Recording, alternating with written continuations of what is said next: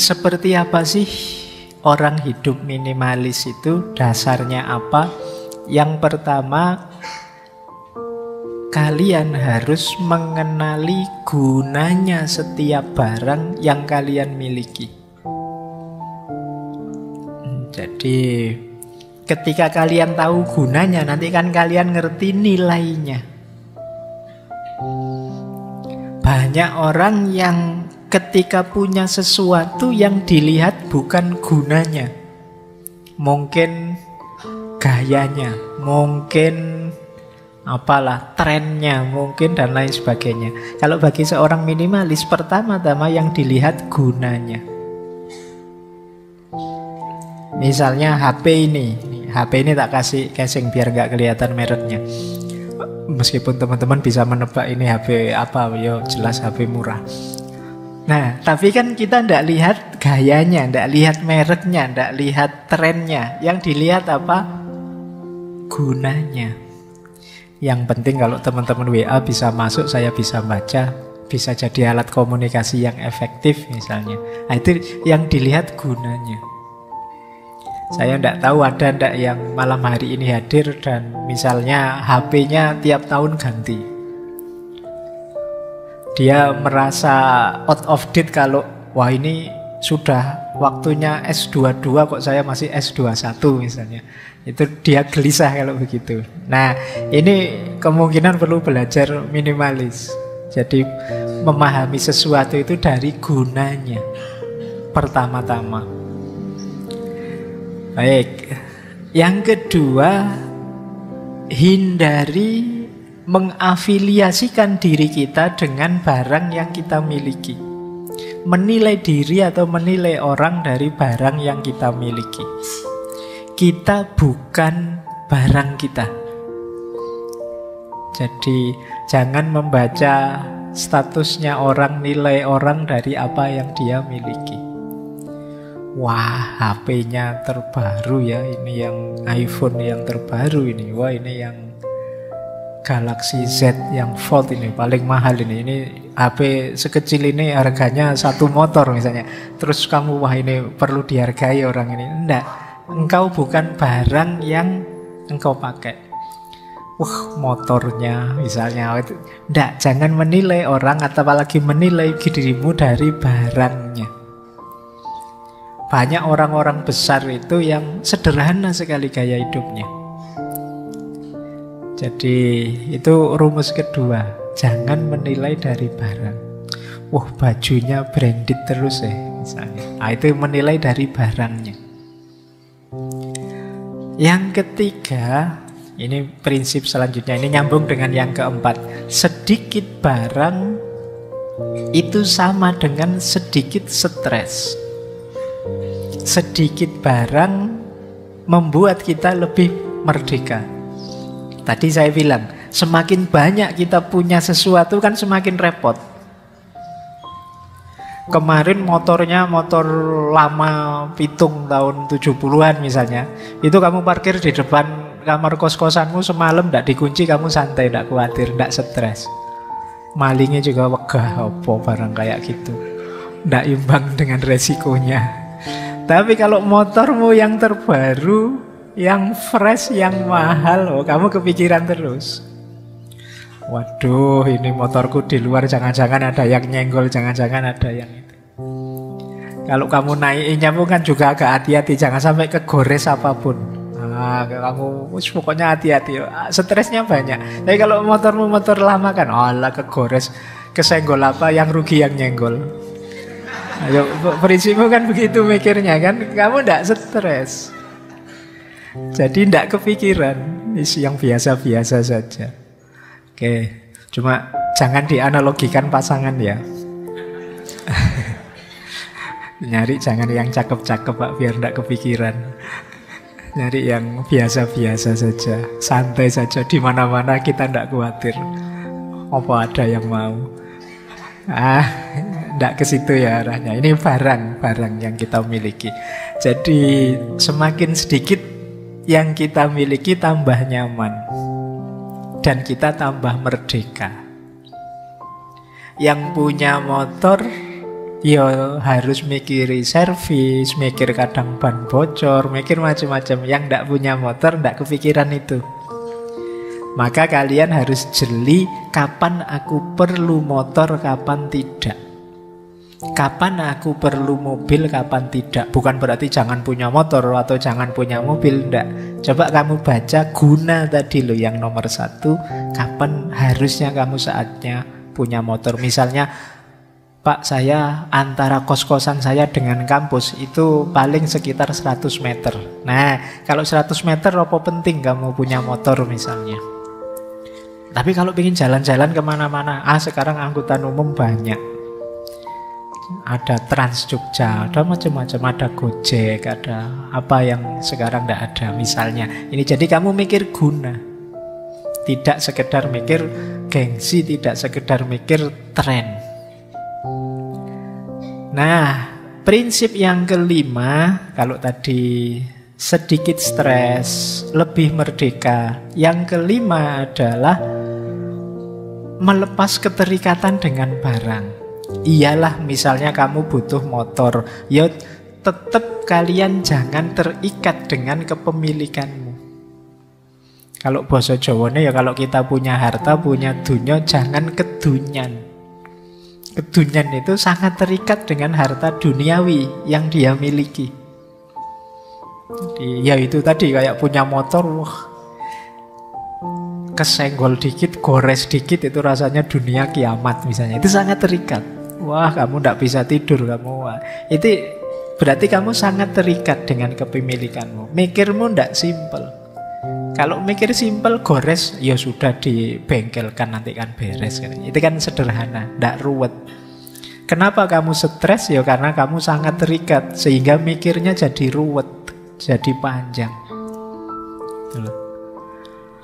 Baik, ya kalau bahasa kemarin pakai istilah overthinking. Mikirnya terlalu ruwet, terlalu muter-muter, mbok sudah simpel saja. Ya gores ya dibengkelkan, diputus ya cari lagi, kan sederhana. Kamu mikirnya terlalu ruwet. Oke, berpikir minimalis. Pak, saya kuliah ndak lulus lah ya. Mbok kamu pikir sampai stres ya tetap ndak lulus. Memang jelas ndak lulus. Ya diulang, kan gitu aja sederhana. Tapi kan kamu stres mikir berpanjang-panjang karena itu.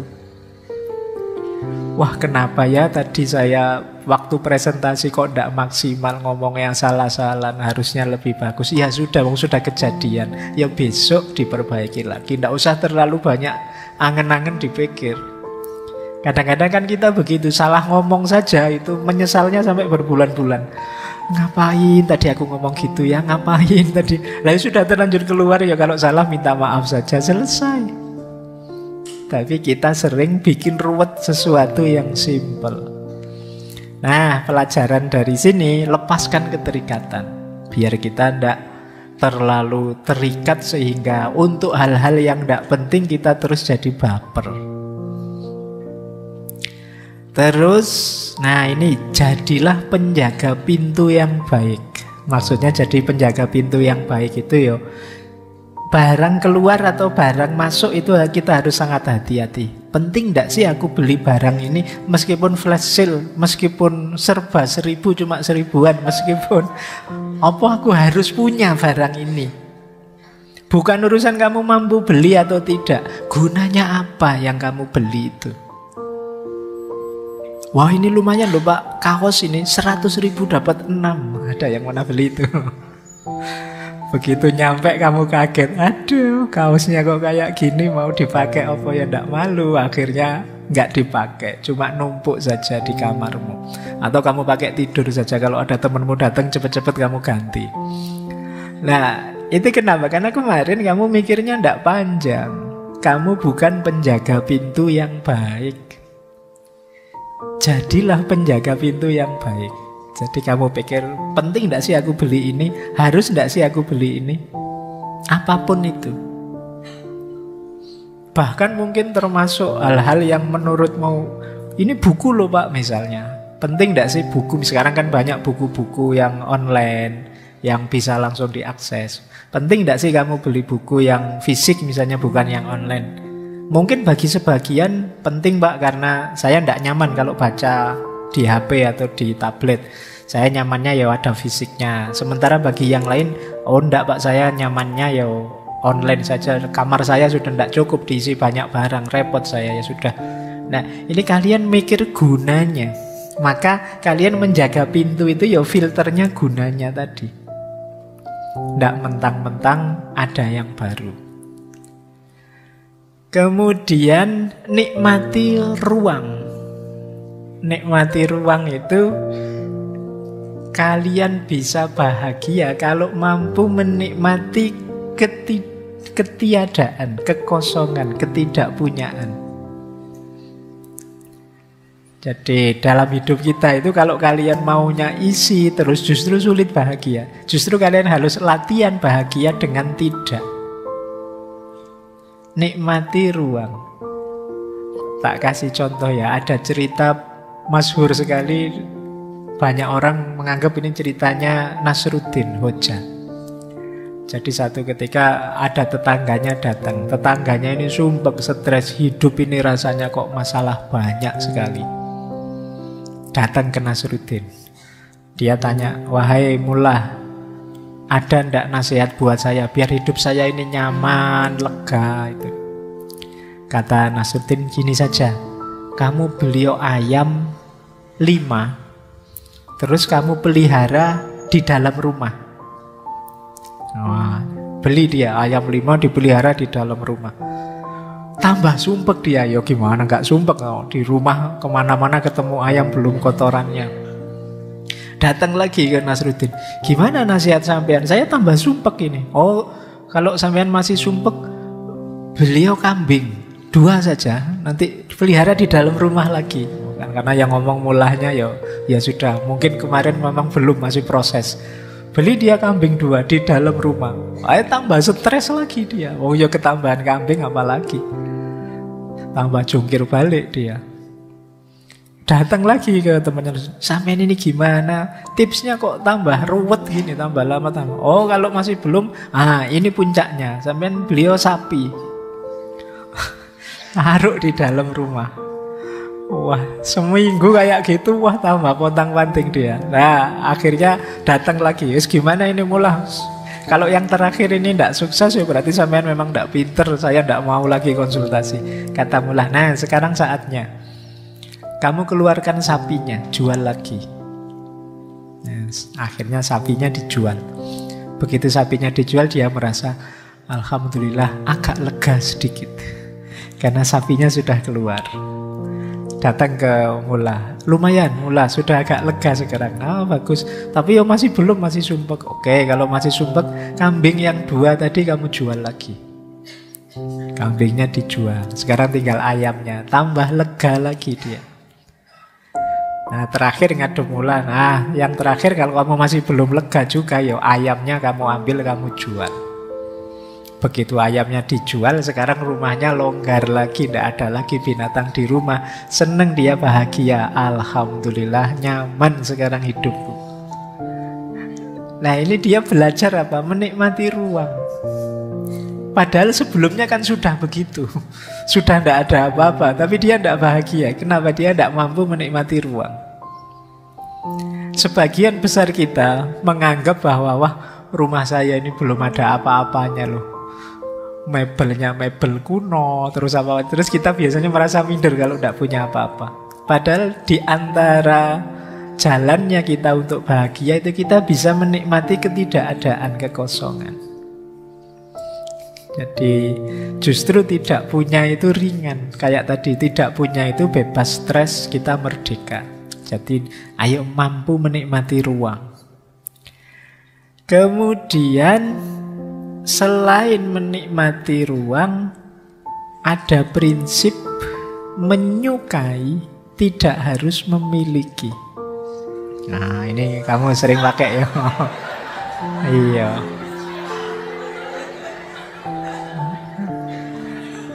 Kamu sering begitu ya.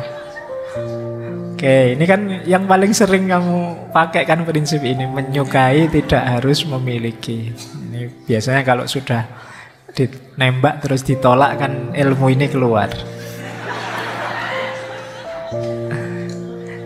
Jadi gini loh, kita itu terbiasa ingin punya apa saja yang kita sukai. Padahal tidak harus memiliki, kita sudah bisa menikmati itu. Misalnya, wah saya seneng es krim Pak. Kan tidak harus kita beli mesin pembuat es krim. Itu namanya menyukai tidak harus memiliki. Wah saya seneng Pak ayam yang crispy itu. Oh terus tidak cuma beli ayam crispy, kamu mati-matian pingin beli panci atau apa yang bisa bikin ayam crispy. Akhirnya kamu beli beneran pancinya, tapi begitu mau bikin, repot amat, beli saja ada. Terus barangnya cuma numpuk di rumah, di kamarmu. Pak ini alat perebus telur loh Pak, efektif sekali, gampang ngerebus telur. Terus kamu beli, tapi terus kamu, lah ngapain beli telur direbus repot-repot kalau di warung tinggal ngambil selesai. Jadi kita sering punya prinsip kalau suka ya beli. Saya senang sekali dengan jus Pak. Wah, terus kamu beli juicer untuk ngejus itu. Tapi yo sering tidak dipakai. Yo kamu sukanya pulang dari kampus ya beli aja jus pinggir jalan selesai. Akhirnya barang numpuk. Nah itu yang dimaksud ya, menyukai tidak harus memiliki. Yo kalian seneng baju-baju bagus kan tidak harus terus beli mesin jahit. Jadi tidak harus kamu kursus desainer. Jadi menyukai tidak harus memiliki. Tidak ada hubungannya dengan pacaran ini. Ayo, meskipun ya bisa kamu pakai. Baik ya, jadi ini prinsip. Ini ternyata ini prinsip luas universal. Kamu kemarin ngertinya hanya untuk itu. Ternyata yang hidup itu memang menyukai tidak harus memiliki. Terus bahagia dengan cukup. Ya hidup ini memang harus pas, tidak lebih, tidak kurang. Lebih itu tidak enak, ada tugas ekstra. Kurang juga tidak enak, berarti ada yang tidak terpenuhi. Ayo latihan bahagia dengan cukup. Cukup dengan parameter guna tadi ya, bukan parameter tren, bukan parameter gaya dan lain sebagainya. Kalau HP edisi jadul cukup untuk segala macam kepentinganku hari ini, ya sudah. Kalau laptop lama sudah cukup, ya tidak harus beli laptop baru. Kecuali memang, Pak saya ini kan mahasiswa IT Pak, saya mahasiswa teknik informatika, kalau laptop kayak gini tidak cukup Pak. Ya beli ya berarti yang cukup. Jadi cara berpikirnya begitu. Mainnya diguna, bukan gaya. Ini prinsipnya. Jadi ayo latihan bahagia dengan cukup.